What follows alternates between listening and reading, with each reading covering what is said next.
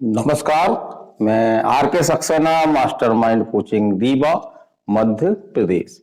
और आज का हमारा ये स्पेशल वीडियो उन खास तौर से उन बच्चियों के लिए भी है जिन्होंने पीएनएसटी एग्जाम देना चाह रही हैं या जिन्होंने पीएनएसटी 2024 का एग्जाम दिया है लेकिन गवर्नमेंट कॉलेज मिलने के उनके चांस नहीं बन रहे हैं। तो ऐसी बच्चियों को हम यही कहेंगे कि ना हो निराश, करें जोरदार प्रयास।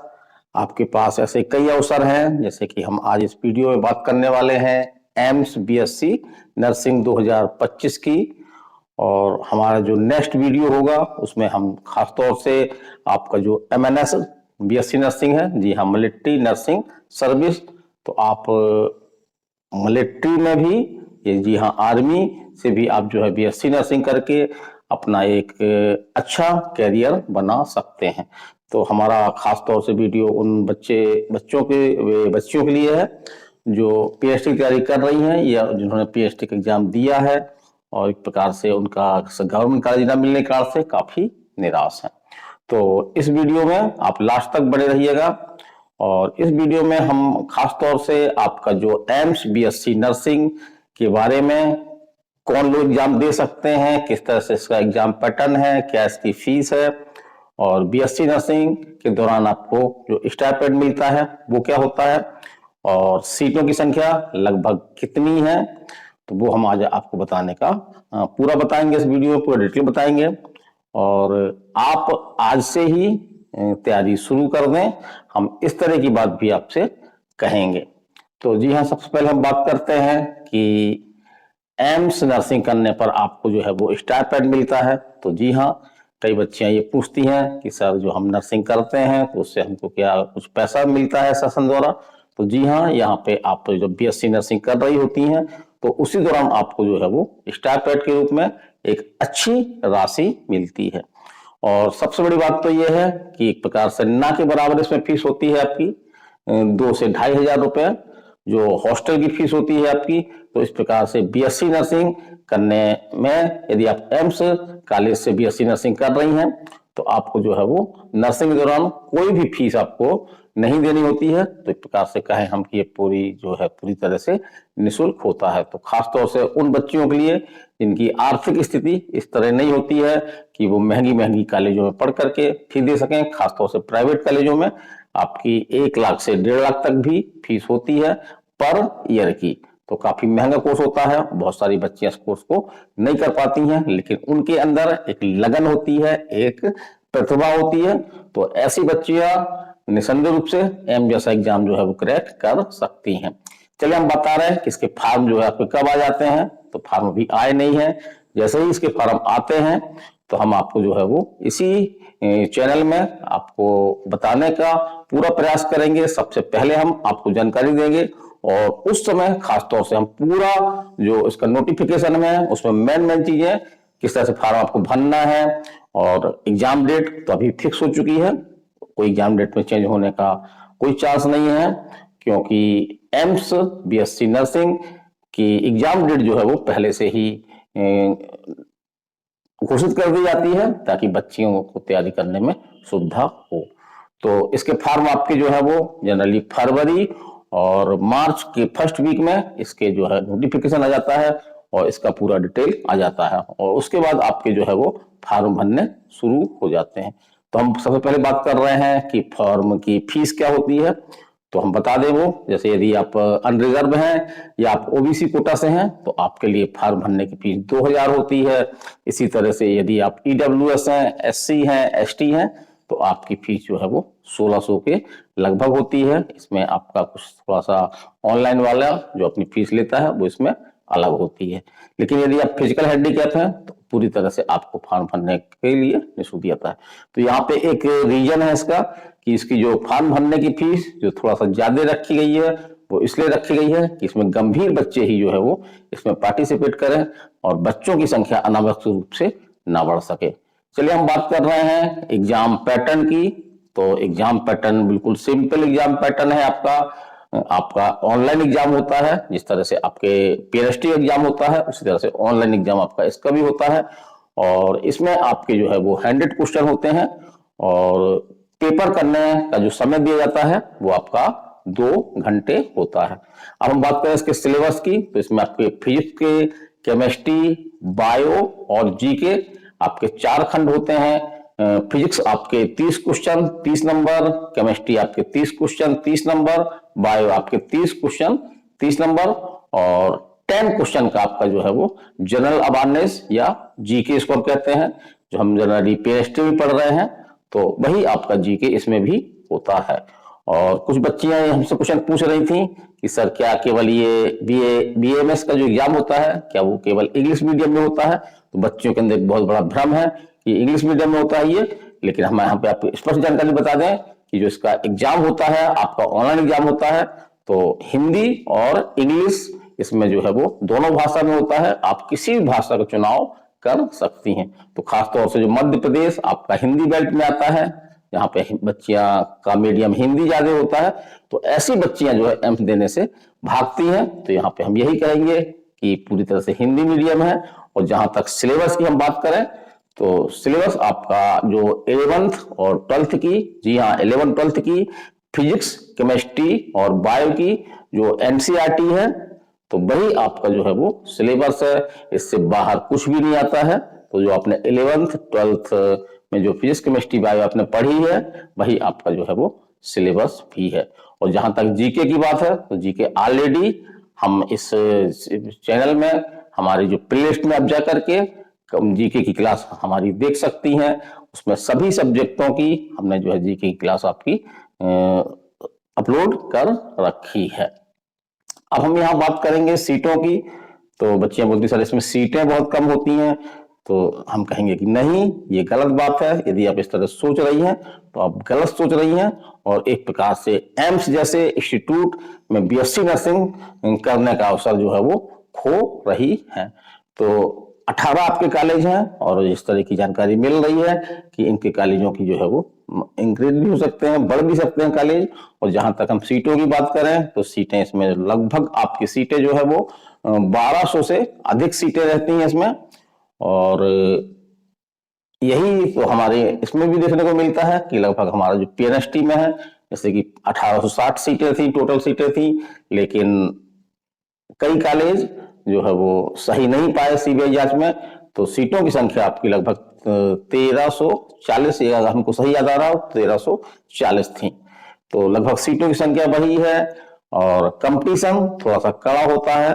तो यदि हम में हौसला है तो हम कड़े से कड़े कंपटीशन को निकाल करके और एम्स नर्सिंग जैसा जो एग्जाम पैटर्न है उसको हम क्रैक कर सकते हैं। अब हम बात करें इसमें रिजर्वेशन की, तो जी हाँ इसमें रिजर्वेशन जो आपके ऑल इंडिया स्तर पर रिजर्वेशन का जो रूल है उसी के अनुसार इसमें रिजर्वेशन भी होता है। तो रिजर्वेशन आपके यदि आप ओबीसी के हैं तो आपको 27% आरक्षण है। इसी तरह से आपका एससी को 15%, एसटी को आपका 7.5% है आपका, और यदि आप ईडब्ल्यूएस से हैं तो आपको 10% जो है रिजर्वेशन टोटल सीटों में मिलता है। और अब हम बात कर रहे हैं कि एग्जाम सेंटर की। यदि आप सोचे कि ये एम्स का एग्जाम है, काफी दूर दूर सेंटर होते होंगे, तो बिल्कुल ऐसा नहीं है। लगभग हर स्टेट में, इंडिया के हर स्टेट में इसके एग्जाम सेंटर हैं। जैसे अपन एग्जाम्पल लें एमपी का, तो एमपी में जी हाँ भोपाल जो मध्य प्रदेश की राजधानी है वहां पर जो है वो एम्स बीएससी नर्सिंग का जो टेस्ट होता है, एग्जाम होता है, उसमें भोपाल भी जो है वो एक महत्वपूर्ण सेंटर होता है। अब हम बात कर रहे हैं थोड़ा सा अहर्ता की। तो अहर्ता के लिए क्या चाहिए कि क्या आपकी क्वालिफिकेशन होना चाहिए? तो क्वालिफिकेशन बहुत ज्यादा नहीं है। आपने 12th जो है वो बायो लेकर किया है आपने, और जिसमें आपका फिजिक्स, केमिस्ट्री, बायो जो है वो सब्जेक्ट है आपका, और जो उसमें क्वालिफाइड मार्क्स है। तो यदि आप अनरिजर्व हैं, ओबीसी हैं, ईडब्ल्यूएस हैं, तो आपको 12th में 50% नंबर की आवश्यकता होती है। यदि आप जो है एसटी, एससी है तो आपको वो 55% आपका अनरिजर्व, ओबीसी और ईडब्ल्यूएस 55%, और यदि आप एसटी, एससी हैं तो आपको 50% जो है वो आपके 12th में होना चाहिए। यहाँ पे हम एक चीज और स्पष्ट कर दें, बच्चे पूछते हैं सर 12th पास वाले ही दे सकते हैं? तो बिल्कुल नहीं। 12th जो रनिंग है, जिन्होंने 12th का अभी एग्जाम दिया है आपका, अभी एग्जाम होने वाला है आपका 12th का, एमपी बोर्ड का, सीबीएसई बोर्ड का, तो ऐसी बच्चियां भी इसका फॉर्म जो है वो अप्लाई कर सकती हैं। और जहां तक आयु की बात करें तो आयु की जो है वो न्यूनतम आयु इसमें जो है वो 17 वर्ष रखी गई है और 21 तारीख को 17 वर्ष होनी चाहिए। जैसे ही आपका नोटिफिकेशन आता है तो उसमें एक डेट दी जाएगी कि उस डेट के अनुसार आप जो है वो कम से कम आपकी आयु जो है वो 70 वर्ष होनी चाहिए। और इसमें कोई विलंब नहीं है, इसका पूरा शेड्यूल फिक्स होता है। जैसे कि आपका एग्जाम डेट हमने बताया था कि एग्जाम डेट पहले से ही बताई जा चुकी है आपकी। तो एग्जाम आपका जो है वो 1 जून 2025 को इसका जो है वो एग्जाम है। एक पाली में होता है, कभी कभी इसमें 2 पाली होती हैं और बच्चों की संख्या अधिक होने के कारण से 3 या 4 पालियां भी हो सकती है। तो आपका तुरंत रिजल्ट आता है और जो काउंसलिंग के लिए आपको बहुत वेट नहीं करना होता है। जिस तरह से पीएनएसटी की काउंसलिंग का बहुत ज्यादा वेट करना पड़ा बच्चियों को, बच्चियां काफी निराश थी, लेकिन आखिरकार जो है पीएनएसटी काउंसलिंग आपकी बहुत लेट से हुई लेकिन शुरू हो गई है। फर्स्ट राउंड की काउंसलिंग आपकी जो है वो खत्म हो चुकी है और सेकंड राउंड की काउंसलिंग जो खासतौर से एमपी पीएनएसटी की, ये कब तक होगी, ये बच्चे हमसे क्वेश्चन पूछती हैं। तो हमारा यही कहना है कि पीएनएसटी 2024 की जो सेकंड राउंड की काउंसलिंग है अभी तक उसको स्टार्ट हो जाना चाहिए था, लेकिन थोड़ा सा इसमें प्रॉब्लम आई है। प्रॉब्लम मुख्य रूप से इसकी क्वालिफिकेशन को लेकर के आई है। जैसे कि इसमें एक नियम था आपका कि 12th में फिजिक्स, केमिस्ट्री, बायो के साथ साथ अलग अलग आपको इंग्लिश और हिंदी में भी आपको उत्तीर्ण होना आवश्यक था। यद्यपि इस नियम को हटा दिया गया है, लेकिन इस नियम के चलते हुए काफी विलंब हो रहा है और सेकंड राउंड के लिए जो सीटें हैं वो क्लियर अभी नहीं हो पा रही हैं, लेकिन पूरी उम्मीद है कि 2 से 3 दिन के अंदर जो है वो सेकंड राउंड के लिए कि सेकंड राउंड में कितनी सीटें होंगी, तो सीटों की जानकारी आपको जो है वो डीएमई को प्राप्त हो जाएगी। जैसे ही जानकारी प्राप्त होती है तो हमारा मानना है कि 3 से 4 दिन के अंदर ही आपका सेकंड राउंड काउंसलिंग का जो है वो उसका जो शेड्यूल है वो आपका आ जाएगा। तो हम बात कर रहे थे एम्स नर्सिंग की, तो एम्स नर्सिंग में ऐसा कुछ नहीं है कि काउंसलिंग लेट हो। इसकी काउंसलिंग की डेट भी आपकी फिक्स होती है। 15 जून से लेकर के 30 जुलाई के दौरान आपकी जो है वो काउंसलिंग होती है और जैसा कि जानकारी है कि 1 अगस्त से आपकी जो है वो बीएससी नर्सिंग की क्लासें शुरू भी हो जाती हैं। अब ये प्रश्न है कि केवल ये बच्चियां ही जो गर्ल्स हैं वही कर सकती हैं बीएससी नर्सिंग एम्स में, तो बॉय क्या कर सकते हैं, तो इसके साथ साथ आपका एक पैरामेडिकल के भी कई कोर्स होते हैं, उनमें जो है वो बॉय भी उसको पार्टिसिपेट कर सकते हैं। माने कि आपकी गर्ल्स और बॉय दोनों पार्टिसिपेट कर सकते हैं पैरामेडिकल कोर्स में। लेकिन जहां तक एम्स बीएससी नर्सिंग की बात है तो इसमें केवल जो है वो गर्ल्स ही जो है वो पार्टिसिपेट कर सकती हैं, गर्ल्स ही बीएससी नर्सिंग कर सकती हैं। अब हमने ऐसा बताया कि हम एक वीडियो आपका कल बनाएंगे जिसमें हम खासतौर से बच्चियां पूछ रही हैं हमसे कि सर मिलिट्री नर्सिंग क्या होती है, इसमें क्या आपके नियम है, किस तरह से एग्जाम पैटर्न है आपका, तो वो हम पूरा बताने का प्रयास करेंगे। और अब तो आपके सामने कई विकल्प हैं, जैसे आपके सामने पीएनएसटी भी 2025 की डेट आपकी लगभग शेड्यूल आ चुका है। जून माह में आपका जो है वो एग्जाम होना है और लगभग मार्च माह में आपका जो है वो रूल बुक भी आ जाएगी और आपका नोटिफिकेशन भी आ जाएगा। और यही स्थिति आपकी एमएनएस नर्सिंग की है, तो एमएनएस नर्सिंग की आपकी नोटिफिकेशन आ चुका है और आज ही हमको वो वीडियो बनाना था, लेकिन किसी कारण से हम वो वीडियो नहीं बना पा रहे हैं। तो हम कल कोशिश करेंगे कि खासतौर से एमएनएस बीएससी नर्सिंग के बारे में पूरी जानकारी के साथ एक वीडियो बनाएं और उसमें हम पूरी जानकारी देंगे आपको कि इसका एग्जाम पैटर्न क्या है आपका, किस तरह से आपके फॉर्म भरे जाएंगे, क्या इसमें क्वालिफिकेशन है, क्या आपको पूरी तरह से हम जानकारी देने का पूरा तरह से प्रयास करेंगे। यहाँ पे हम थोड़ी सी चर्चा कर लें कि मास्टरमाइंड कोचिंग में बच्चियां कई संपर्क कर रही हैं कि सर हमको जो है वो पीएनएसटी की या एमएनएस नर्सिंग की या एम्स नर्सिंग की या नीट की हमको जो है कोचिंग करना है। तो इसके लिए हमारे 2 बैच हैं, एक हमारा मास्टर बैच है जो आपको ओनली पीएनएसटी की तैयारी करवाता है, लेकिन एक हमारा जो है वो सॉरी एक आपका हमारा जो ऑफिसर बैच है जो केवल ओनली पीएनएसटी के लिए है, और दूसरा बैच हमारा जो है वो मास्टर बैच है